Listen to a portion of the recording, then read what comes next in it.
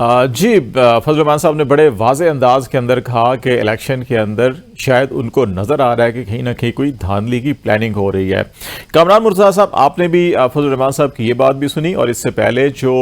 उन्होंने गुज़श्ता रोज़ जो बयान आया था और उसके अंदर ये कहा गया था कि वो मैदान में अपने मुखालफिन के हाथ बांध कर मुकाबला करने के कायल नहीं हैं, और फिर नवाज शरीफ साहब की जो वापसी की इतलात है। तो इस वक्त जो आने वाला सियासी मंजरनामा है, इलेक्शन अभी जनवरी की बात तो की जा रही है कि जनवरी के एंड में होंगे,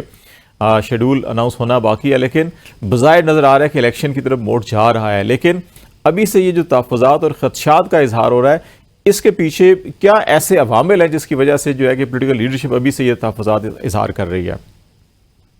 देखिए, पाकिस्तान का कल्चर ये है कि यहाँ पे इलेक्शन में धांधली होती है, और कल्चर ये नहीं कि मैं और आप अगर इलेक्शन लड़ रहे हैं तो धांधली करते हैं। यहाँ पे अदालत जाती धांधली,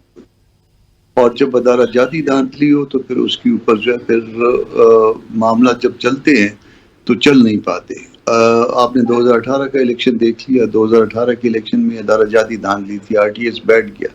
किसी के कानों पे जूं रेंगी और उसके आरटीएस बैठाने वालों को अकोमोडेट किया गया। ठीक है कि उसके नतीजे में जो है ना वो एक अपनी मर्जी की हुकूमत लाने में कामयाब हो गए जो लाना चाहते थे, मगर उसका नतीजा क्या निकला कि 3 साल भी वो हुकूमत, साढ़े 3 साल भी वो हुकूमत नहीं चल पाई। उसके बाद ये 3.5 साल भी जिस तरह से पूरे किए गए हैं, वो भी मिन्नतें तरले करके वो पूरे किए गए हैं। पहले शुरू में ये कहा गया कि इनको कुछ टाइम दिया जाए, और देन जो है ना उसके बाद जो है ना वो मसले मसाइल और जिस तरह से भी चले। तो अब एक चीज़ जो जो लोग इस जाती धांधली में इन्वॉल्व होते हैं,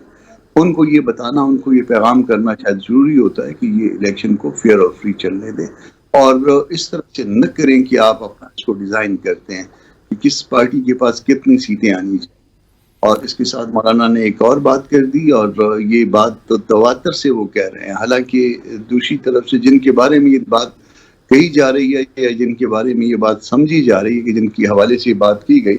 आप देखिए कि जब वो इक़्तिदार में थे तो मौलाना साहब के नाम रखा करते थे। आज मौलाना साहब जब वो आज़ाद हैं और वो किसी और उसमें मोड में है, और दूसरी तरफ किसी और तरफ है, जो लोग कल जो करते थे, तो कैद मैं नहीं कहना चाहता था, तो वो आप उनको देख लीजिए कि वो उनको कहते हैं कि मुझे इस तरह से मजा नहीं आता, मैं इलेक्शन लड़ने का कायल हूँ। तो ये कब की बात है कि आप जब इक़्तिदार में होते हैं तो आप हमारे नाम रखते हैं, हमारे नकलें उतारते हैं, हमारे बारे में जो मुख्तलिफ जो ना अजीब अजीब बातें करते हैं।